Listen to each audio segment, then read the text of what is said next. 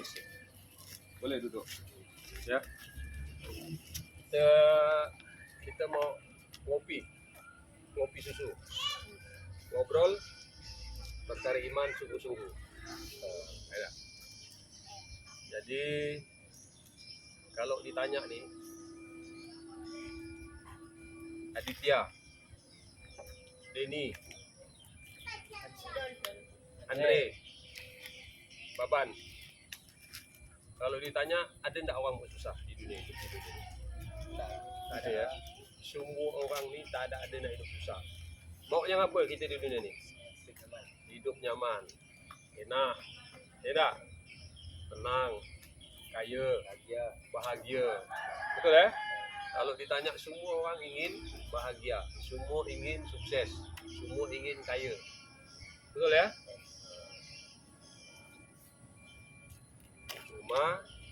Cumanya kita hari ini cara untuk mendapat sukses tu kita tak tahu. Faham dengan kita kan? Kita contohkan gini. Ada nama seekor ikan. Kenapa lah? Pokoknya ikan nama. Ikan tu kebahagiaan dia di mana? Dalam air. Ya. Kebahagiaan ikan tu ada di dalam air. Betul ya? Kalau kira-kira ikan ni dia kira-kira merapat dia ke pinggir kolam atau ke pinggir sungai, apa yang terjadi? Ngambang di tepi sungai itu, apa yang terjadi? Maka ikan itu akan kita tangkap kan? Bawa balik mak, dapat ikan mak. Kita belah perutnya siang, tidak? Kita panggang, kita goreng, kita masak asam pedas. Kenapa? Karena ikan itu cuba-cuba dia nak keluar dari air. Dia merasa tu mungkin ada kebahagiaan di luar dari air. Dia nak cuba ke darat gitu kan? Padahal dia tu Allah letakkan kejayaan dia di dalam air. Dia cuba nak naik ke darat. Mungkin di darat ni aku bahagia katanya. Apa dia? Selesai. Tengok manusia. Selesai kan? Beri manusia. Kemudian ada lagi makhluk Allah namanya cacing. Cacing tahu? Cacing tu Allah Subhanahu Wa Taala letakkan dia tu kehidupan dia, kebahagiaan dia di dalam tanah. Cuba dia cari kebahagiaan di luar daripada tanah, dia keluar ke permukaan tanah, timbul ke permukaan tanah. Ketemu dengan ayam. Okay. Habis itu ayam. Selesai kan? Kemudian burung tu walaupun kau buatkan dia tu sangkar yang bagus, kandang yang bagus, dari intan lah kau buatkan, dari emas kau piara situ, burung apalah yang paling sayang lah kau kan, misalnya burung biong ke, burung kacir ke, burung murai ke, padahal kau piara dia tu, kasih kandang bagus, kasih makan bagus, semua kan, minumnya, ya kan? Tapi begitu kau buka pintu dia tu, maka dia akan kabur. Kenapa? Di atas. Karena kebahagiaan dia adalah di alam, ya kan? Di alam. Dan setiap makhluk Allah ni semua sudah Allah letakkan kebahagiaan dia, kesuksesan dia, kejayaan dia ada pada tempatnya. Pertanyaannya sekarang, manusia Allah letakkan kebahagiaannya di mana? Kan gitu. Betul tak? Sekarang panutan kita ni siapa? Kita merujuk kepada orang yang telah diangkat oleh Allah sebagai rasul. Siapa dia? Baginda Nabi Muhammad SAW. Jadi rujukan kita dia. Nabi Muhammad katakan bahawa kebahagiaan, kesuksesan, kejayaan manusia di dunia yang hanya 60-70 tahun ini dan di akhirat yang selama-lamanya Allah Subhanahu wa taala letakkan dalam amal agama yang sempurna. Seperti yang dicontohkan oleh baginda Rasulullah SAW. Amal agama. Dan pertanyaan sekarang, kita sudah belum amalkan agama sesuai dicontohkan baginda Rasulullah. Kan itu. Makanya wajar kita hari ini tidak menemukan kebahagiaan. Siapapun dia, kalau dia amalkan agama secara sempurna sesuai yang dicontohkan oleh baginda Rasulullah SAW, maka dia akan sukses, maka dia akan bahagia, maka dia akan jaya. Kalau tak ada di dunia ini 60-70 tahun ini, maka nanti akan di akhirat dia akan jadi raja-raja nanti di surga. Yang tidak ada lagi kematian di sana. Enak terus. Kalau kita susah, susah terus. itu Allah abadikan dalam Al-Quran. Nah, kita sekarang mau belajar menapak tilas orang-orang yang sudah sukses. Siapa itu orang yang sukses? Nabi dan sahabat Nabi. Ya kan? Sahabat Nabi itu orang sukses. Karena Allah telah abadikan dia dalam Al-Quran orang yang sukses. Dengan gelar apa pangkatnya? Radhiyallahu anhum. Ya kan? Allah ridho kepada sahabat, sahabat ridho kepada Nabi. Nah, sekarang tinggal kita nih sekarang nih. Kita mau ikut siapa?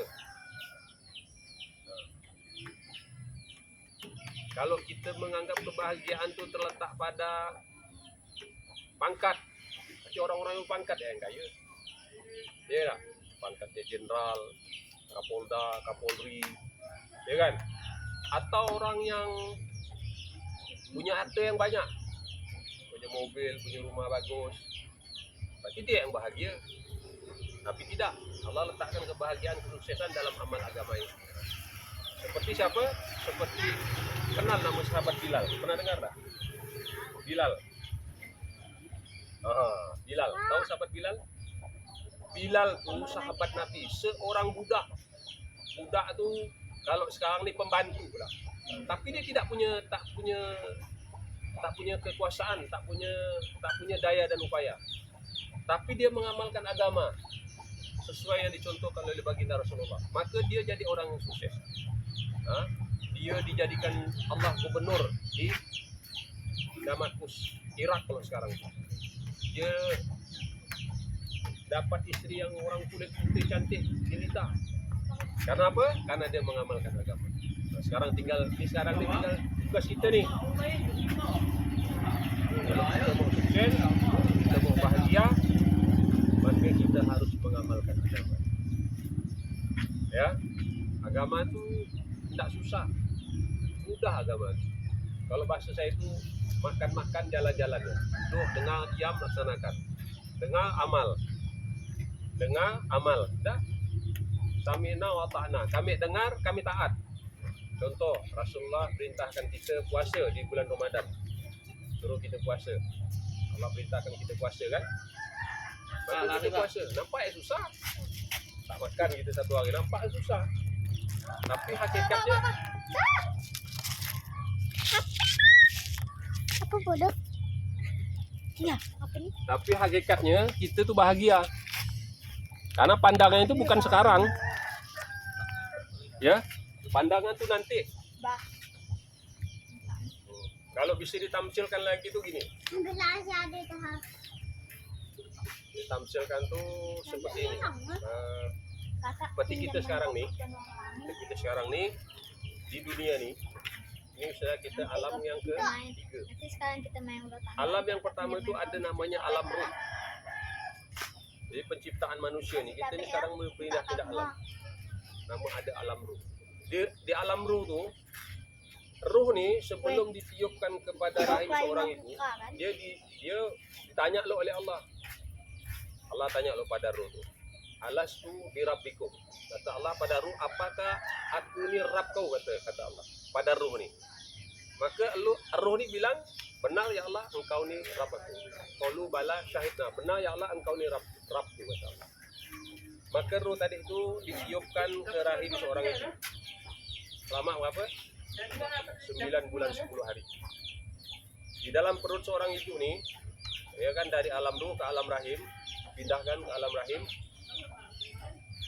Seorang ibu tadi itu, maka di situ yang ruh perlukan dalam itu sejabang bayi itu, dalam rahim seorang ibu itu, ini perlukan apa? Ada namanya tembudi. Tahu tembudi kan? Tembudi tahu? Nah, tembudi tahu kan? Tembudi itu kalau bahasa keren itu plasenta. Plasenta atau ari-ari. Jadi ari-ari itu sari makanan yang diperlukan oleh si jabang bayi di dalam kandungan ibu itu. Maka mak makan, nanti sari-sari itu dialirkan ke plasenta, makanlah si calon si bayi itu.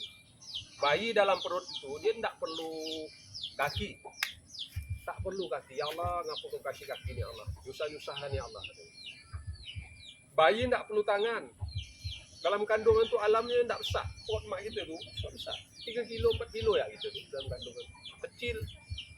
Kasih Allah situ, Allah kasih kaki, Allah kasih tangan, Allah kasih telinga, Allah kasih mata, Allah kasih hidung, Allah kasih mulut.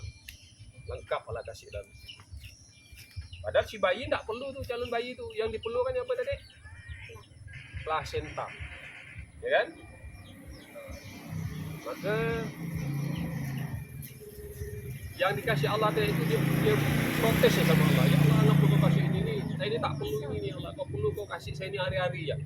Plasenta yang banyak kan. Kau cari makanan yang enak gitu kan. Makanan kan. Tapi setelah bayi itu dilahirkan, pindah lagi nama alam dunia. Jadi kan alam roh. Alam roh bersaksi pindah ke alam rahim. Alam rahim 9 bulan 10 hari keluar lagi ke alam dunia. Yang tadi bayi itu, seorang bayi itu yang tadi itu dia bangga-banggakan di alam kandungan itu pertama dipotong kan. Ya tak? Dipotong oleh dukun atau bidan. Ya kan, dipotong. Setelah dipotong, barulah dia tahu manfaatnya tadi kaki. Ya kan, kaki ini di dunia ini untuk kita berjalan. Kalau bayangkan kita tak punya kaki, tak bisa berjalan. Protes kita sama Allah. Ya kan? Bisa tak kita balik ke kandungan kalau kita tak ada kaki? Tak bisa kan? Allah kasih kita tangan untuk kita megang. Jadi kita megang, bisa megang. Betul tak? Allah kita kasih mata ni biar kita bisa melihat cewek cantik rupanya. Tahu kita, Bang Denny ni ganteng, ya kan? Bang Adit ni keren kan dengan kumis tipis-tipisnya kan? Betul tak Bang Rizky? Iya kan? Tahu kita. Cuba kalau kita tak punya mata buta ini. Hidung nak tahu kita ganteng ke buruk jelek nak tahu. Dia maka di dunia ni barulah kita tahu fungsinya yang Allah ciptakan tadi itu. Mulai dari mata, telinga kita untuk mendengar, ya kan? Hidung kita untuk mencium, bau nak wangi ke apa kan, busuk ke apa kan, ya tak? Mulut untuk kita berbicara. Kemudian di alam dunia ini, ya kan? Di alam dunia ini apa yang sebenarnya kita perlukan? Ya kan? Dalam dunia ini Allah perintahkan kita solat. Allah perintahkan kita baca Al-Quran. Ya? Allah perintahkan kita berbakti kepada kedua orang tua kita. Ya kan? Allah perintahkan kita untuk berpuasa, zakat, haji, dan kita disuruh untuk berdakwah, mengajak orang untuk taat sama Allah. Susah kayak ini. Ya Allah, sakit apa kau suruh aku solat? Susah solat ni ya Allah. Susah nak belajar Al-Quran untuk ilmu ni. Kau bisa kau kasih aku ni duit ya Allah. Aku ni perlu duit dunia ni. Ya tak? Duit banyak. Ya kan? Tepuk dada, tanya selera. Kau mau beli apa? Okey. Kan? Perlu duit kita dunia. Betul tak? Perlu kita motor. Perlu rumah yang bagus. Itu yang kita perlukan di dunia. Betul? Alam dunia kita perlu itu. Apa kau kasih aku suruh solat ya Allah? Pergi solat subuh ni ngantuk, berat kan? Kalau bisa ni, kasih duit lah banyak-banyak. Tapi nanti kata Allah, kita sekarang belum tahu manfaat. Nanti setelah kita pindah lagi alam apa namanya? Alam kubur, alam barzah, ya, barulah kita tahu. Ya kan? Bawalah kita tahu manfaatnya solat yang kita kerjakan. Baca Quran, menuntut ilmu, ya kan, berbakti kepada kedua orang tua, berdakwah mengajak orang taat kepada Allah Subhanahu wa taala. Harta? Tak perlu dah. Selesai dah. Harta untuk dunia ya. Selesai dah. Bukan kita tak boleh cari harta untuk dunia. Boleh. Tapi jangan sampai melupakan kita, melalaikan kita untuk kampung akhirat kita. Jangan sampai.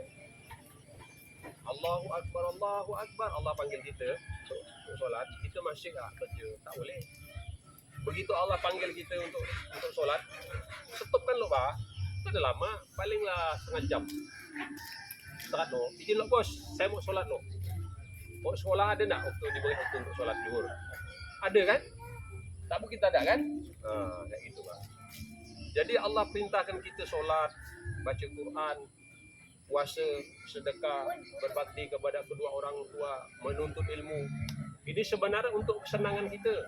nanti di akhirat. Allah paham. Maka nanti kita telah masuk kubur baru kita tahu nih untung ini. Sehingga dengan amal-amal ini nanti kita akan sampai ke surganya Allah Subhanahu wa taala. Pertanyaan sekarang orang kalau dia tak solat di dunia ni, tak pernah dia ngamalkan agama, apa yang terjadi?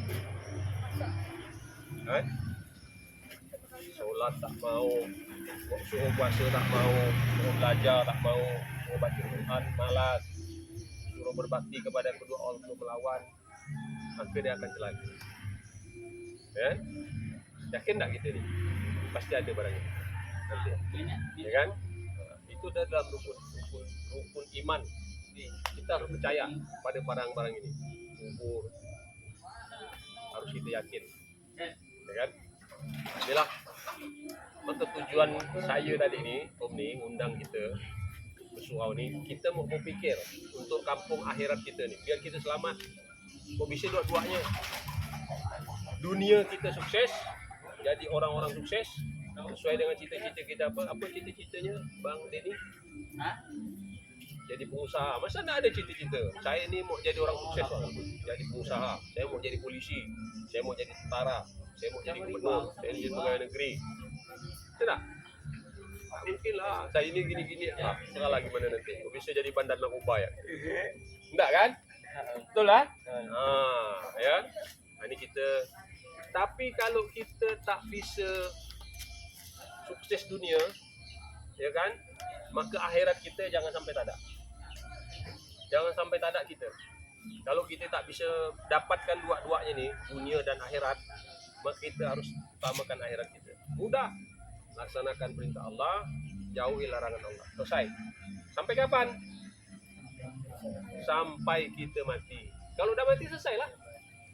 Kalau kita udah mati, kita tak perlu solat lagi. Orang solatkan kita. Punya solat jenazah 4 takbir karena Allah. Allahu Akbar. Tak perlu dah kita solat. Jadi solat kita ni, puasa kita ni, sedekah kita sampai kita mati. Tak lama, sebentar ya. Ya.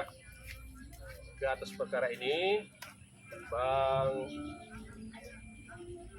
Baban, Bang Denny, Bang Aditya, kau pula bapak pun tak ada. Kita surau hari ini ya.